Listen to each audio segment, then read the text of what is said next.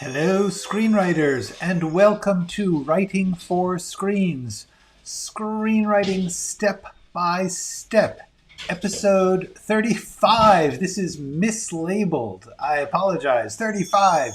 I also apologize for the trash truck outside my door. Every Monday through Friday, if I can, I will be here at 3 p.m. Pacific Standard Time to work my way through the writing of a pilot script from rough idea to finished script. If you want to ask me a question and you are not on live, please feel free to contact me through Writing for Screens website. There's a contact me button on just about every page, and you can ask me a question that way, or you can ask right here in the comments of this YouTube video. I'm still blown away by the fact that I forgot to change the number on the number 34 to number 35. Hello, Kirby Light. Good to see you. Welcome. Let's just get to work because I have clearly messed up a little, and it's good if I can get right to sharing this screen and showing you what I've been doing on the outline. Hello, Dream Phaser. Welcome. Good evening to Dream Phaser, I believe. Okay, so here's the deal.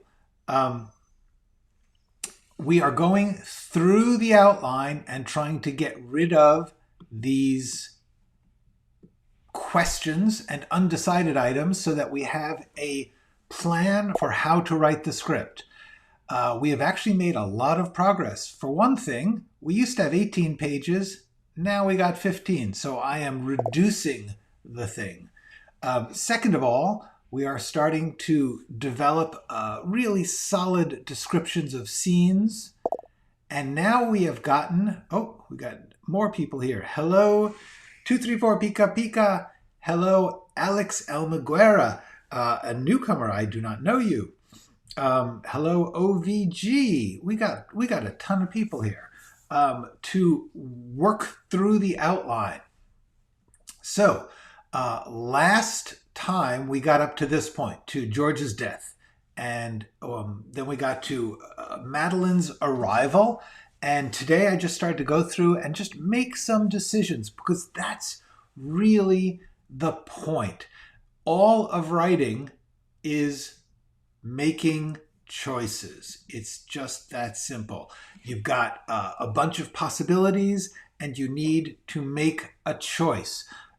Most of these choices are not life or death, and most of these choices are not irreparable. You can always change them, but writing is making choices. So, for instance, I had a question. Was she planning to stay at the house or at the hotel? I made a choice. She's planning to stay at a hotel.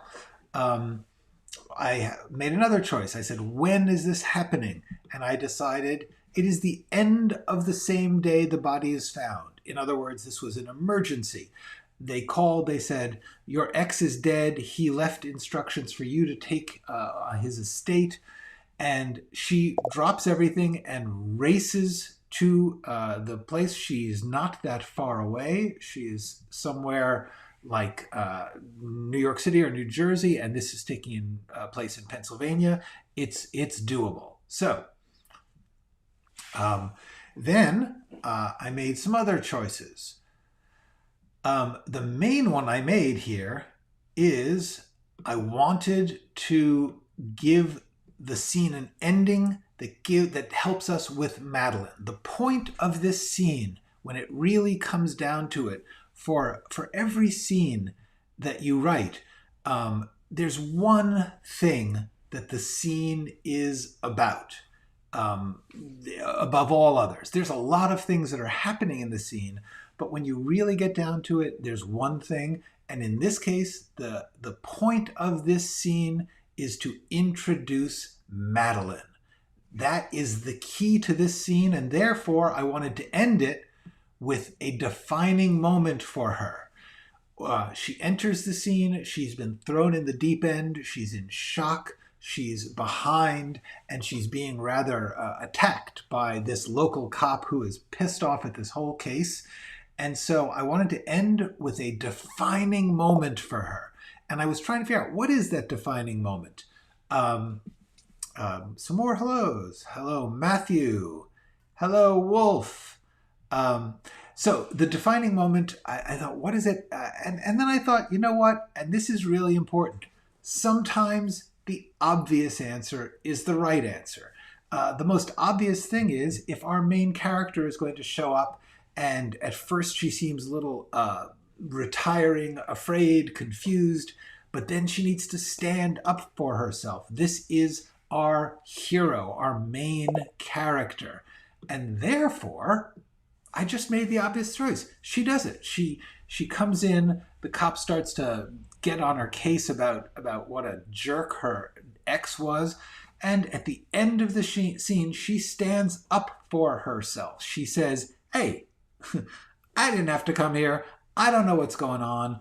Basically, lay off. I'm mad at George too. And she basically calls Elms out as a small town jerk and threatens to leave. In other words, I don't have to be here. I'm here to help you. I also made the decision. The question was, is the cop excited that he's got a break in a big serial killer case? Or is he basically like, I don't want this. This is way over my pay grade. I want the FBI to take it. And that is where I came down. So sometimes, I thought, is there a more subtle thing that I want to do with Madeline? And the answer was no. Sometimes the point is to show one simple, obvious thing that you need to establish. In this case, it's that she's no dummy. She's smart and tough.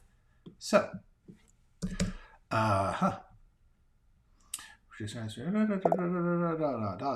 okay. I will get to that at the end of our writing session because it's a question about another general topic. Okay.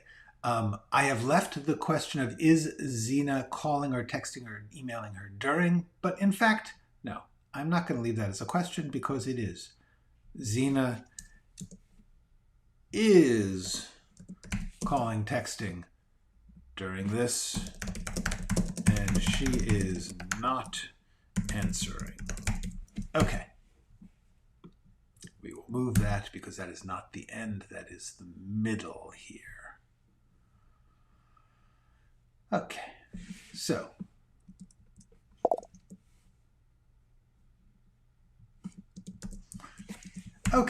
now as you see, once again, I have taken a scene and gotten rid of most of the questions. Eventually, you just need to make a choice. Oh, here's a question that's legit. Does the killer try to hide or dispose of the bodies? No, the killer, first of all, is not there. The killer poisons and is not on the scene when the murder happens because he's no dummy either. And he knows if he is 1,000 miles away living his own secret life and he has planted this poison in their cookie jar where they're going to stumble upon it and eat it and die, that's the modus operandi. That is the way this killer gets away with it. So as you can see, I have made choices. I have defined this scene.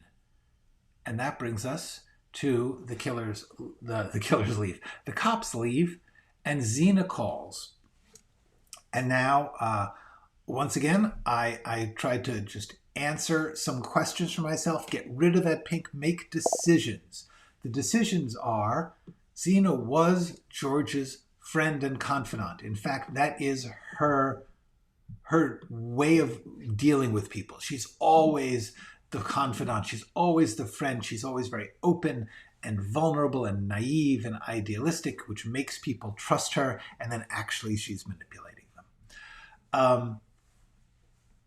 So then I got to the point that I thought, okay, Xena is only asking to come visit. She is in fact offering to help Madeline, who is in unfamiliar territory. Xena says, I knew George. What she's actually doing, which she will explain when she talks to the group, later with the group, she will explain, She actually knows about a hidden storage where George has his secret files, and she wants to get to that. But she doesn't trust Madeline to tell her that over the phone because Madeline might just turn it over to the cops. So that's where I got to. And then the poison that this killer uses is a homemade, self-invented poison. That is why the killer is called the chemistry set killer. That was a decision we made yesterday. I made. I'm doing this. I'm writing it. When it comes down to it, the truth is everything is a choice. Every choice has a price. And the job of a writer is to make choices. I have found that the best way to handle the huge number of choices that you have to make when you're writing a script is to put them in the outline as questions, as choices, as possibilities. Don't feel like you have to decide right away. Give yourself time to process. Your mind does a really good job of working through things if you give it time. If you take some time away and come back to issues, almost always you find yourself saying, you know, this is how I feel about it. And that's what you make your decision on. I feel I am willing to have this character do this or do that. I'm willing to have the cop be a small town jerk because it helps my main character. The main thing you are doing when you write is making choices. It's not even making stuff up. You are making stuff up, but what you're really doing is choosing between possible things that you've made up. So, writing is making choices, and the outline is a list of scenes in which you are making those choices, and that's what we're doing now. So in this next sequence, we are going to meet the crowd, the crime crowd Zoom group, where Zena is going to reveal her actual motive for going to see Madeline and explain her plan to take over the podcast and catch the killer.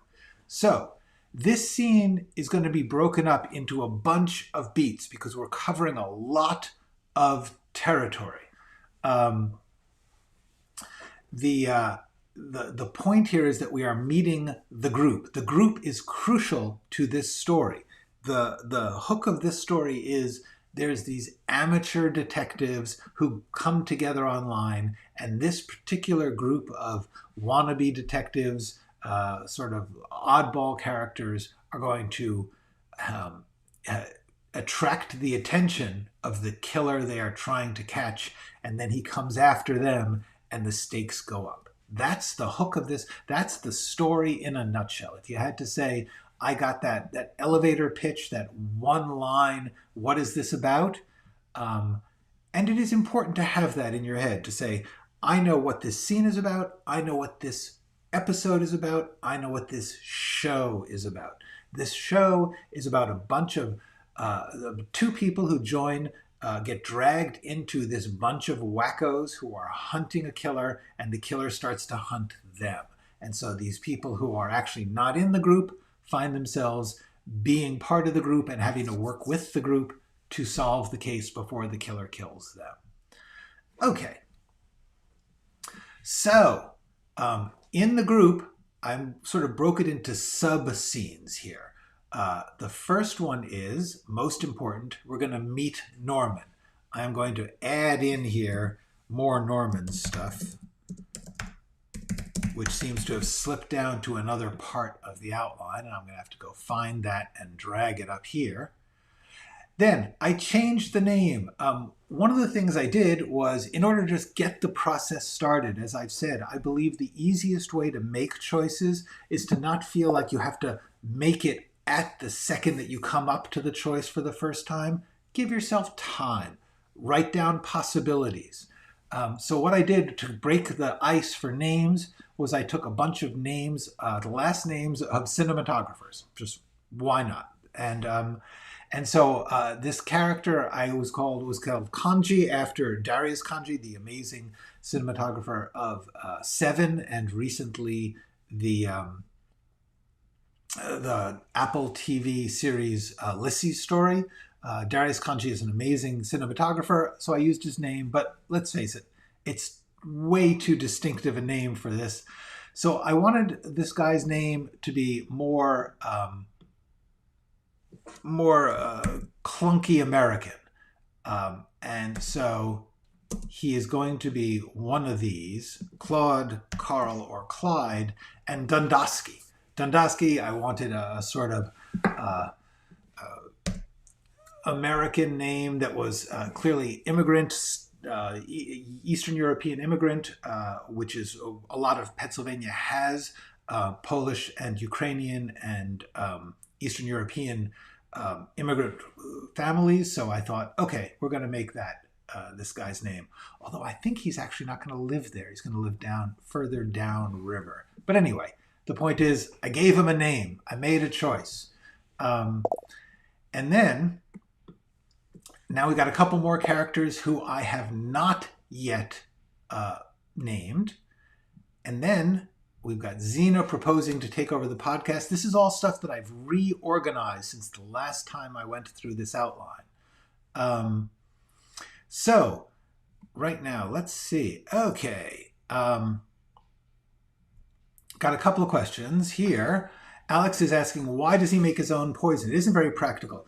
No, it isn't very practical. But that's okay, because this is a made-up story about people hunting a serial killer who have to fight off a serial killer. This is not realistic. This is entertainment.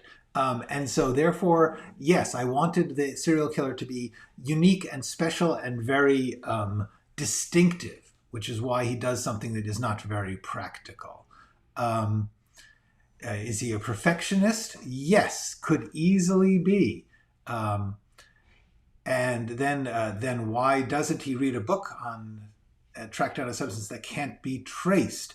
Basically, he does. The truth is, we're not going to spend too much time on the pharmacology and chemistry of this. The idea is to create a character who is distinctive in his murder signature.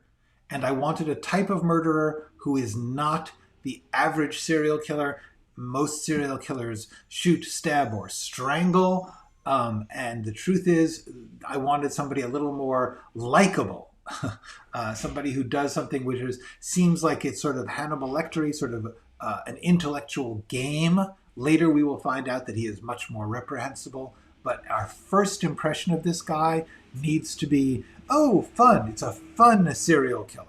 Because the point of this show partly is to deconstruct the question of why we are entertained by murderers. Okay. How does the killer know whether the poison works? This would be a question that would have happened way before. We are talking about a killer who worked 30, 40 years ago. Is in the late 1970s, early 1980s. It is a cold case. So therefore, we don't have to worry too much about some of the details of following how the killer came up with his poison. The truth is, sometimes you just make stuff up and present it to the audience as a given. All right. So, let's talk a little bit about this process of making choices. Because OVG has pointed out, I have so many times had an idea, looks excellent to me, and I write it, but the next day it seems so terrible. Well, does it happen to every writer? Yes. Yes, it does. Here. Yes, it surely does. This happens to everyone.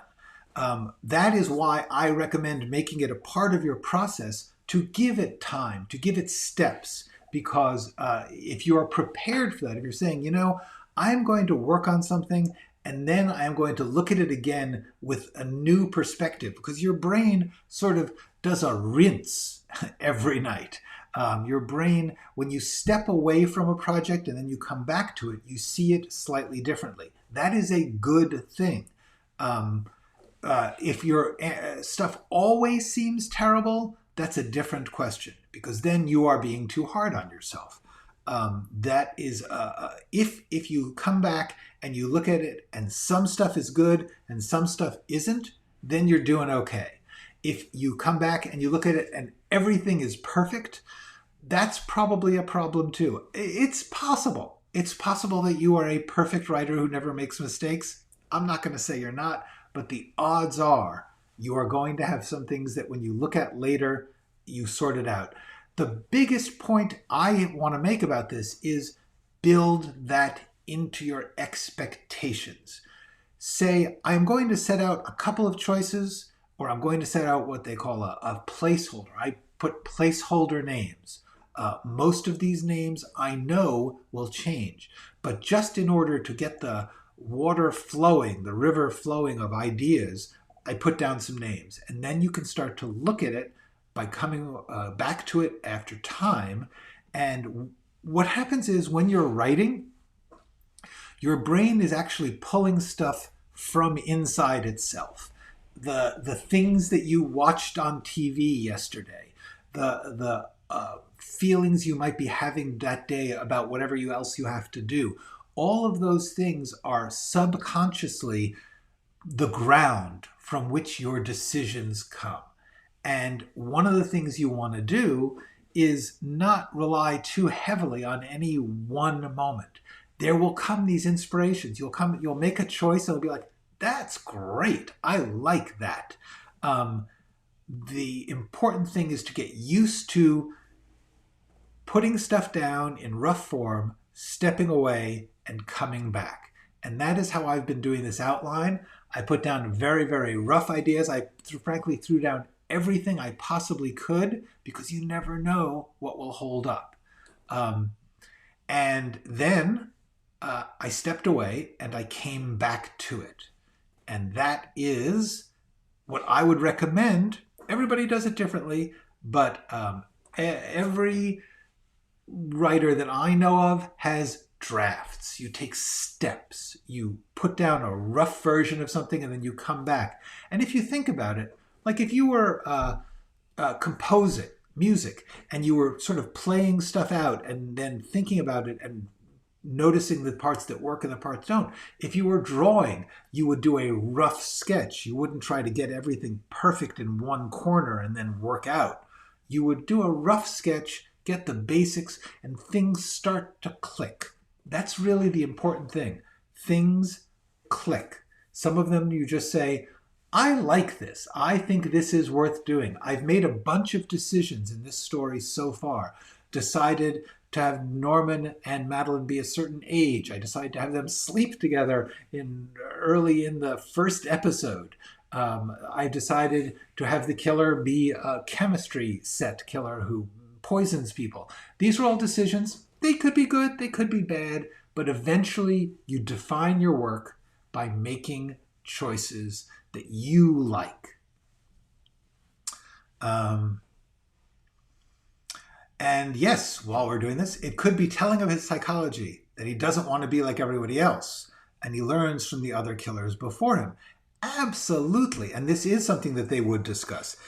They would be analyzing him. Hopefully I will get around to this in the script itself.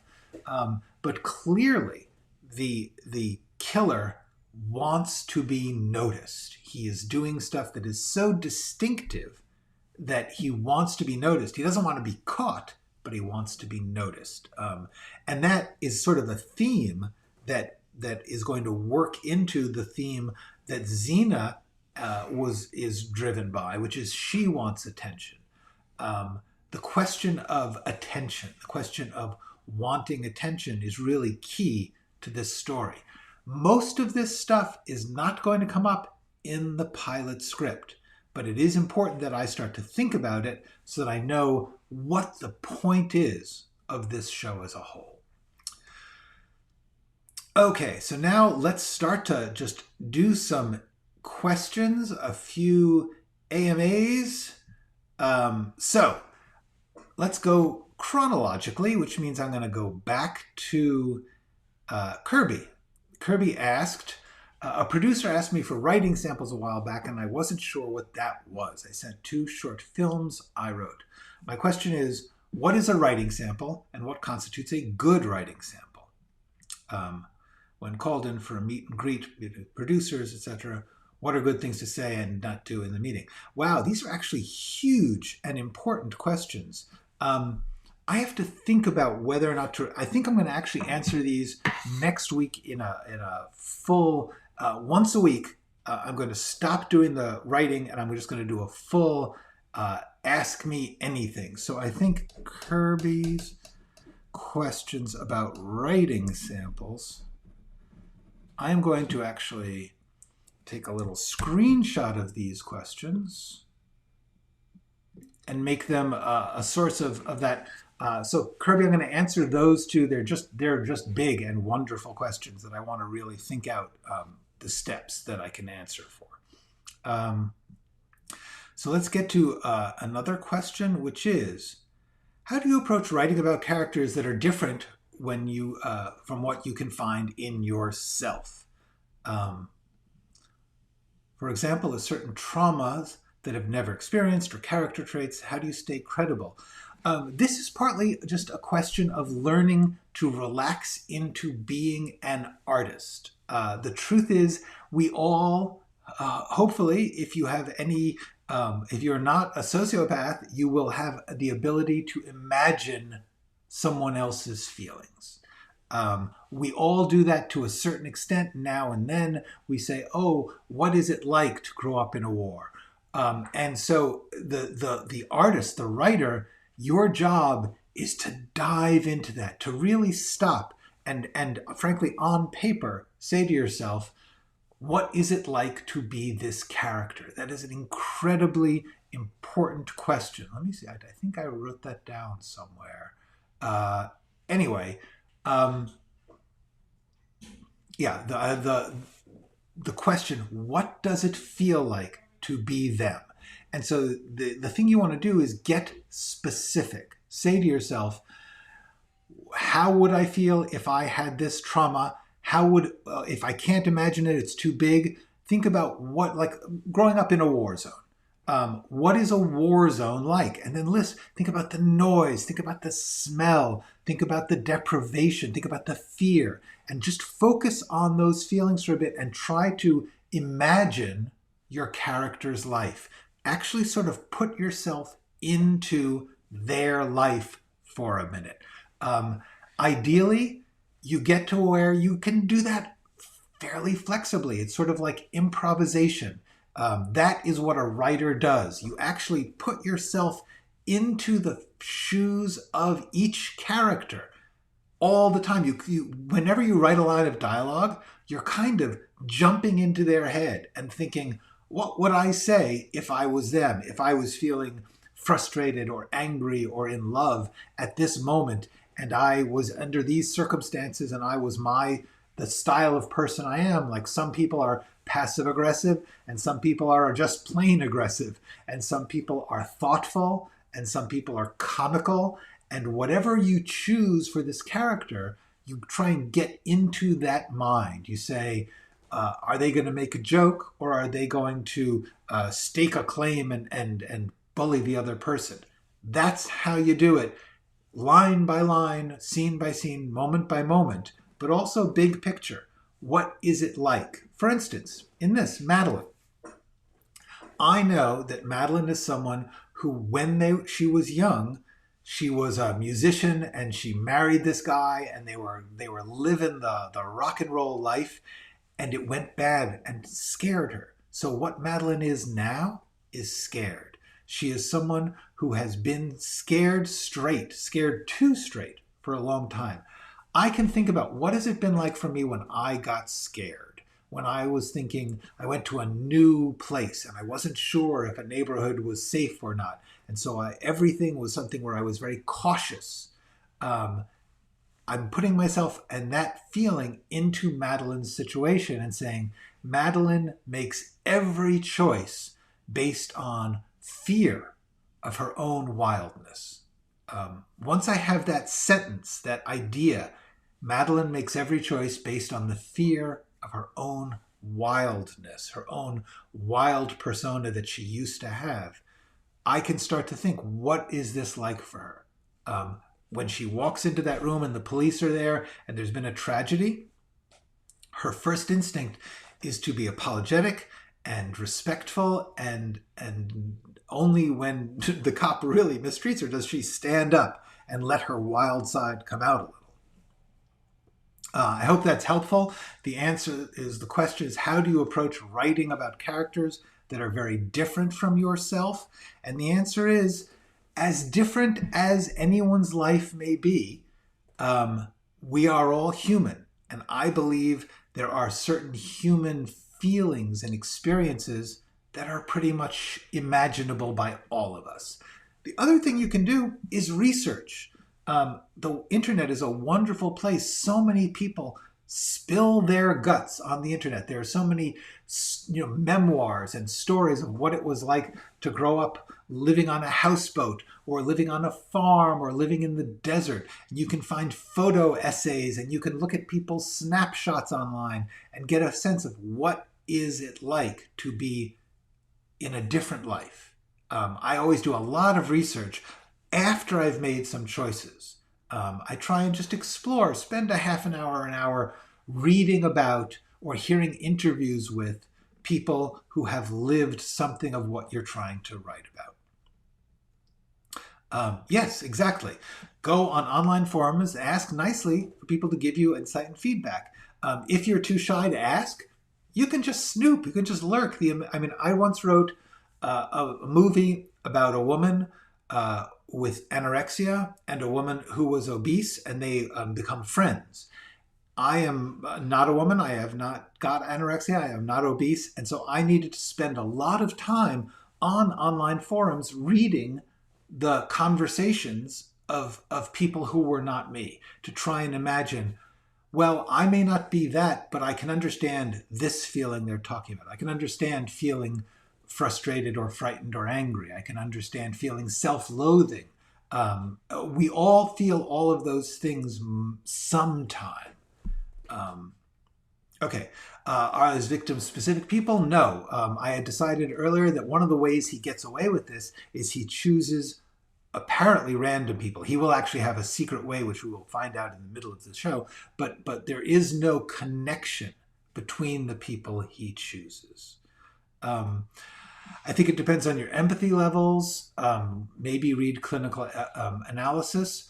That's also true. Definitely read expert stuff about whatever you're writing about. It's really good to research what it's like on the inside and what it's like on the outside. I once wrote a script about a schizophrenic, a person with schizophrenia, and there was a book called Surviving Schizophrenia, which has an amazing chapter which describes what it is like to be inside. It's from a psychiatrist who's worked with many, many schizophrenic people. You stumble upon these things where they describe what these experiences are like, and that is your key to what you can do. And then you just try to imagine. Once again, like an acting exercise, imagine what it tastes like. Go to your senses. What does it smell like? What does it look like? And then think about emotions. What does it feel like? What is this feeling? Name the feeling and think about what that would feel like if you were in their shoes. Dr. Grande's channel, very useful. It's some advice. It's a psychology channel. Here on YouTube, I assume, Dr. Grande. This is fascinating. You can watch JSC criminal psychology analysis with the interrogation tapes. It's very informative. I would list all the different ways the killer could administer the poison. Absolutely. That is among my things to do. Yes. Writing is very, very much like method acting. And so you should, if at all possible, try to learn about method acting. There is a book. I'm going to take a second here to write about it.